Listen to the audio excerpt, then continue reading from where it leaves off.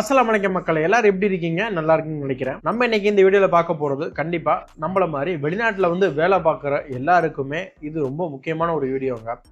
வாழ்க்கையில நம்மளை சுத்தி நடக்கிற ஒவ்வொரு விஷயங்களும் நமக்கு ஒவ்வொரு விஷயத்தை கற்றுக் கொடுக்கும். அந்த மாதிரி தாங்க வெளிநாட்டில் உள்ளவங்களுக்கு ஏற்படுற சில விதையான பாதிப்புகள் நமக்கும் அது ஒரு பாடமா இருக்கும். உங்களுக்கு நடந்த விஷயங்களை நம்ம கேள்விப்படும் பொழுது நம்மளே அதுல இருந்து தற்காத்துக்கிறதுக்கு ஒரு உதவியா இருக்குங்க. நம்மள மாதிரி குடும்பத்துக்காக வெளிநாட்டில் வேலை பார்த்த ஒருத்தருடைய வாழ்க்கையில நடந்த விஷயங்களை தான் நம்ம இன்னைக்கு இந்த வீடியோல பார்க்க போறோம். கண்டிப்பா இதை நம்ம தெரிஞ்சுக்கிறது மூலம் நமக்கு இந்த மாதிரி ஒரு தவறுகள் நடக்காம இருக்கிறதுக்கு நம்மளே பாதுகாத்துக்கிறதுக்கு மிகவும் பயனுள்ளதா இருக்கும்.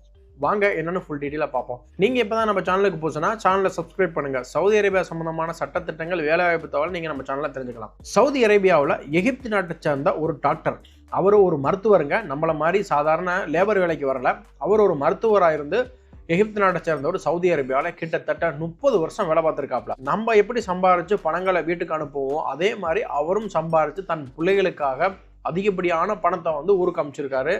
பல மில்லியன், ஏன்னா டாக்டர் அப்படிங்கையில அவங்களுக்கு ரியல்லாம் சேலரி அதிகமாக இருக்கும் தானே.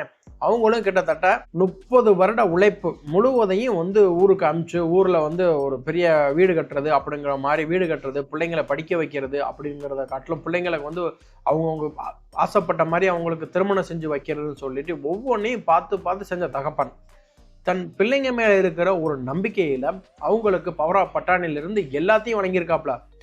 இவரோட சொத்துக்களை அவங்க கையாள முடியும் அப்படின்னு. ஏன் அப்படின்னா நம்ம பிள்ளைங்க, நம்ம பெற்று வளர்த்தவங்க, என்னைக்கா இருந்தாலும் நம்ம போகையில் நம்மளை கடைசியில் வச்சு பார்க்க போகிறது அவங்க தான் அப்படிங்கிற ஒரு கண்மூடித்தனமான ஒரு நம்பிக்கையில் அந்த பிள்ளைங்க மேல சொத்து வாங்குறது, அந்த பிள்ளைங்களுக்கு எல்லா சலுகையும் கொடுக்கறதுங்கிற மாதிரி இருந்திருக்காரு அந்த டாக்டர். 30 வருட உழைப்பு முதுமை காரணம் நாட்டுக்கு போகணும்னு முடிவு பண்றாரு. சரி, நம்மளதான் அளவுக்கு மீறி சொத்தெல்லாம் சேர்த்து வச்சிருக்கோமே, நம்ம பிள்ளைகளும் செட்டில் ஆயிருச்சுங்க, இனி நமக்கு சொத்து இருக்கல், நம்ம எதுக்கு இனி உழைக்கணும் அப்படின்னு தன்னோட வயது மூப்பு காரணமாக அவர் எல்லாத்தையும் முடிச்சுட்டு எகிப்து நாட்டுக்கு திரும்பையில தாங்க அவருக்கு அங்கே நடந்தது மிகப்பெரிய அதிர்ச்சியா இருக்கு. அவர் அனுப்பின பணத்துல இருந்த சொத்துகள் அனைத்துமே விற்கப்பட்டிருந்தது. அவர் பேரிலேயோ எந்த விதமான ஒரு சொத்தும் இல்லை. அவங்க யாருக்காண்டி தன்னோட வாழ்க்கையை அர்ப்பணிச்சு சம்பாரிச்சு பணத்தை கொடுத்தாரோ அந்த பிள்ளைங்கெல்லாம் அவங்களோட சொத்துக்களை பறிச்சுட்டு, உங்களால எங்களுக்கு எந்த பிரயோஜனமும் இல்லை, நீங்க சம்பாரிச்சு எங்களுக்கு என்ன செஞ்சீங்க அப்படிங்கிற மாதிரி ஒரு வார்த்தை கேட்டு பெற்ற குழந்தைகள் யாருக்காக பாடுபட்டாரோ, யாருக்காக சொத்தெழுதி வைத்தா, யாருக்கு நல்ல முறையில் படிக்க வச்சு திருமணம் செஞ்சு கொடுத்தாரோ அதுகளை எல்லாம் அவங்கள தன்னோட தகப்பனை தூக்கி எரிஞ்சிருச்சுங்க அற்ப சொத்துக்காக.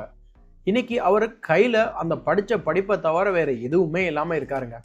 அவர் தன்னோட வலைதள பக்கத்தில் அவர் இந்த மாதிரி 30 வருட என்னோட உழைப்பை என்னோட பிள்ளைங்க சாப்பிட்டுட்டு இன்னைக்கு என்னைய ஒரு அனாதையாக ஒரு ரூபாவோட இல்லாமல் என்னைய ஒரு வீட்டை விட்டு வெளியே விற்பிச்சுட்டாங்க, நான் ரொம்ப மன வேதனையில் இருக்கேன், எனக்காக நீங்கள் துவா செய்யுங்க அப்படின்னு சொல்லிட்டு அவர் தன்னோட கஷ்டமான ஒரு சூழ்நிலையை மக்கள்கிட்ட நீங்கள் ப்ரேயர் பண்ணுங்கன்னு சொல்லி வெளியில் ஒரு போஸ்ட் போட்டிருக்காருங்க. அது மூலம் தான் இன்னைக்கு இந்த தகவல் இப்போ சவுதி அரேபியா முழுவதும் இதை எல்லாருமே இந்த மாதிரி ஷேர் பண்ணுறாங்க. எல்லா குரூப்லையுமே இதை பற்றி பேசியிருக்காங்க. நம்மளும் பேசுவோம். நம்மள மாதிரி வெளிநாட்டில் வேலை பார்க்குறவங்க கண்மூடித்தனமாக நமக்கிட்ட எதையுமே சேவ் பண்ணாமல் குடும்பம்னு சொல்லி எல்லாருக்கும் இப்படி நடக்குமானுங்கிறது கிடையாது.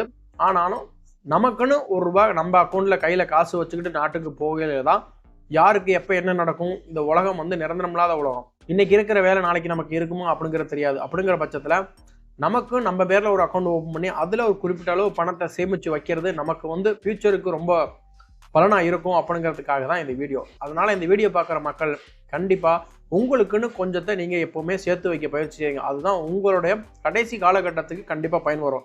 இந்த காலத்தில் நம்ம இறந்துட்டோம் அப்படின்னா கையில் காசு இல்லை அப்படின்னா நம்மளை தூக்கி போகிறது கூட யோசிக்கக்கூடிய ஒரு சூழ்நிலை இருக்குது இந்த காலத்தில். அதனால் மக்களே பாதுகாப்பாக இருந்துக்கோங்க. இன்ஷா அல்லாஹ் மேலும் இது போல் சவுதி அரேபியா பற்றி வேற ஒரு தகவலில் சந்திப்போம் இன்ஷா அல்லாஹ்.